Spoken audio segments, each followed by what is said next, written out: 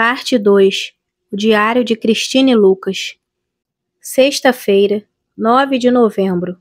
Meu nome é Cristine Lucas. Tenho 47 anos. Tenho amnésia.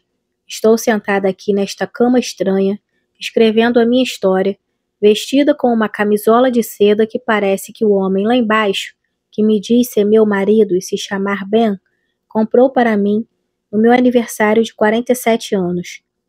O quarto está em silêncio e a única luz vem do abajur sobre a mesa de cabeceira. Sinto como se eu estivesse flutuando, suspensa em uma poça de luz. Fechei a porta do quarto e estou escrevendo isso em segredo, escondida. Posso ouvir meu marido na sala, o barulho suave do sofá quando ele se ajeita ou se levanta, uma tosse de vez em quando, educadamente contida. Mas esconderei este diário se ele subir as escadas.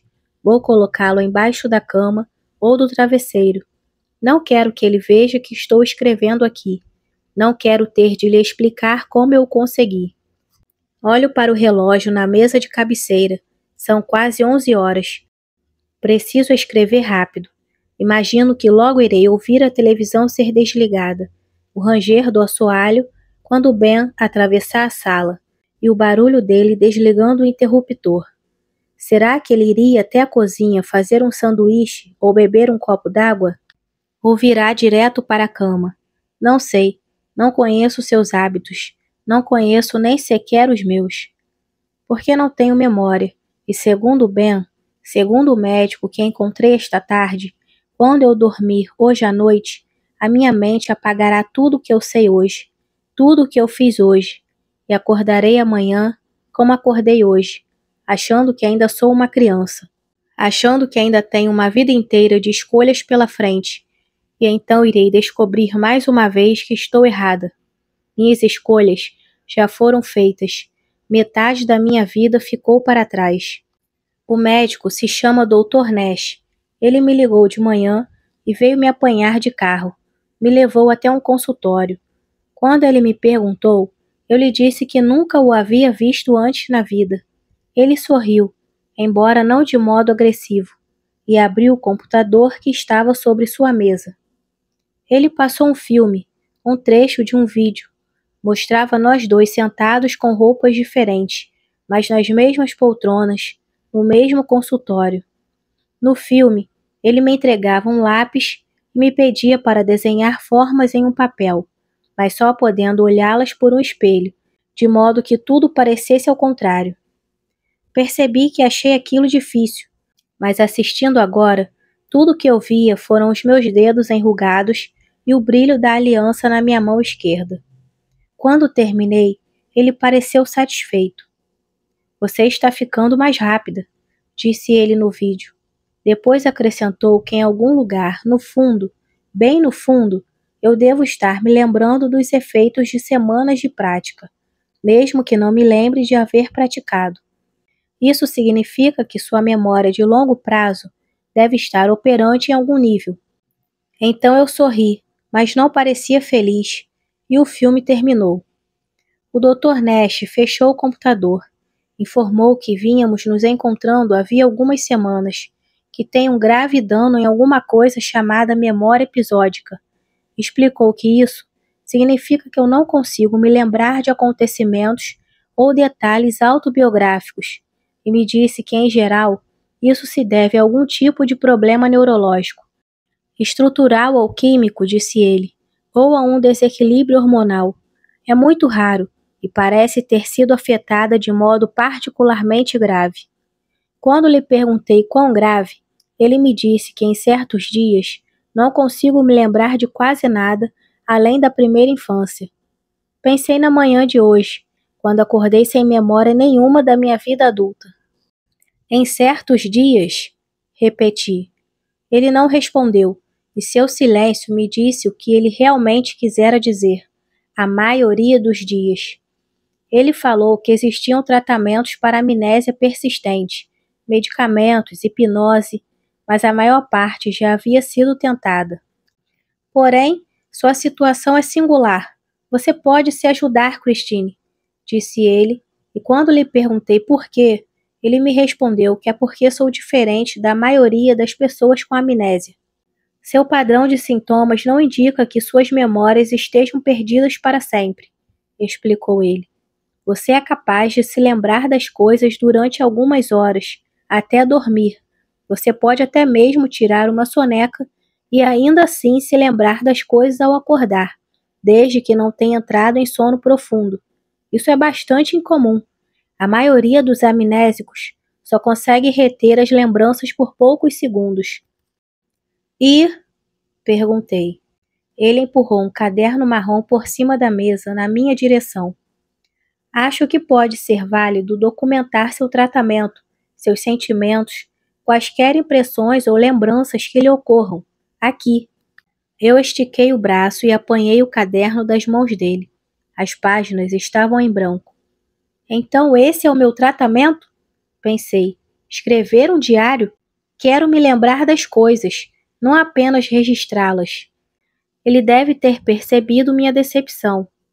Também espero que o ato de escrever suas lembranças possa desencadear outras, disse ele. O efeito talvez seja cumulativo. Fiquei em silêncio por um instante. Que escolha eu tinha? Ótimo, disse ele. Anotei os meus telefones na frente do diário. Ligue caso fique confusa. Apanhei o caderno das mãos dele e disse que ligaria. Houve uma longa pausa e então ele falou. Temos feito um belo trabalho em cima da sua primeira infância. Olhamos fotos, coisas assim. Eu nada disse, e ele apanhou uma foto do porta-arquivos à sua frente. Hoje gostaria que você olhasse para isso aqui. Reconhece? Era foto de uma casa. De início pareceu completamente desconhecida para mim. Então vi o degrau desgastado que levava à porta de entrada e subitamente eu a reconheci. Era a casa onde eu havia crescido, aquela onde, esta manhã, achara que eu estava acordando. Parecia diferente, de algum modo menos real, mas era inconfundível. Engoli em seco. É onde eu morei quando criança, respondi. Ele fez que sim e me disse que a maior parte das minhas primeiras lembranças não havia sido afetada. Pediu que eu descrevesse o interior da casa. Eu lhe contei o que eu lembrava, que a porta de entrada dava direto na sala de estar, que havia uma pequena sala de jantar nos fundos da casa, que os visitantes eram orientados a usar a alameda que separava a nossa casa da dos vizinhos e entrar pela cozinha, nos fundos. Que mais? Perguntou ele. E o andar de cima? 2 quartos, respondi. Um na frente e outro nos fundos. O banheiro ficava depois da cozinha, atrás da casa. Antes era um cômodo separado, até ser integrado com o resto por 2 paredes de tijolo e um telhado de plástico ondulado. E o que mais? Eu não sabia o que ele estava procurando. Não tenho muita certeza, eu disse. Ele perguntou se eu me lembrava de mais algum detalhe. Então me veio a lembrança. Minha mãe tinha na despensa um pote com a palavra açúcar escrita, eu disse. Ela costumava guardar dinheiro ali. Escondia-o na prateleira de cima. Lá havia geleias também. Ela mesma fazia. A gente costumava apanhar frutinhas silvestres de um bosque pela qual passávamos de carro. Não lembro onde. Nós 3 entrávamos no bosque e apanhávamos amoras, sacos e mais sacos. Aí minha mãe as fervia e fazia geleia. Ótimo, disse ele assentindo. Excelente. Ele anotava na pasta à sua frente. E essas aqui? Ele me mostrou outras 2 fotos. Uma de uma mulher, que depois de alguns instantes reconheci como minha mãe. Outra de mim. Eu contei a ele o que pude. Quando terminei, ele as colocou de lado. Já está bom. Você se lembrou de muito mais coisas da sua infância do que o normal. Acho que por causa das fotos. E fez uma pausa. Da próxima vez gostaria de mostrar mais algumas. Eu disse que sim. Tive vontade de saber onde ele estava conseguindo aquelas fotos. O quanto ele sabia da minha vida. Da vida que eu mesma desconhecia. Posso ficar com ela? Pedi. Com a foto da minha antiga casa? Ele sorriu. Claro! Passou-a para mim e eu a coloquei entre as páginas do diário. Ele me levou de volta para casa. Já havia me explicado que Ben não sabia que estávamos nos encontrando, mas agora me disse que eu precisava pensar com cuidado se desejava contar-lhe sobre o meu diário. Talvez você se sinta inibida, disse ele, relutante em escrever sobre determinadas coisas. Acho que é muito importante que você se sinta capaz de escrever sobre o que desejar. Além disso, Ben talvez não fique feliz ao descobrir que você decidiu tentar se tratar de novo. E fez uma pausa. Talvez seja preciso escondê-lo. Mas como saberei que devo escrever no diário? Perguntei. Ele nada disse. Uma ideia me ocorreu. Você me lembraria? Ele respondeu que sim. Mas você terá de me contar onde o esconde, disse ele. Estávamos estacionando na frente de uma casa. Um instante depois, ele parou o carro. Percebi que era a minha casa.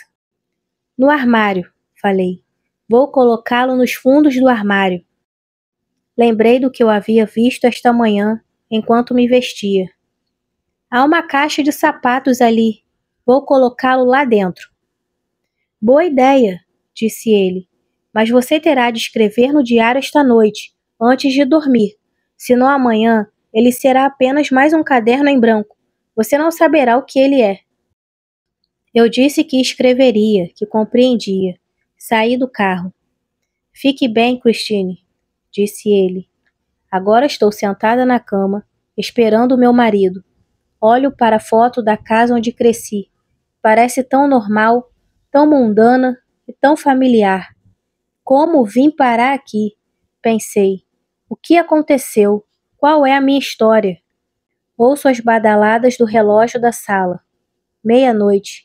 Ben está subindo as escadas. Vou esconder o diário na caixa de sapatos que encontrei. Vou colocá-la no armário, exatamente onde eu disse ao Dr. Nash que ela ficaria. Amanhã, se ele ligar, escreverei mais.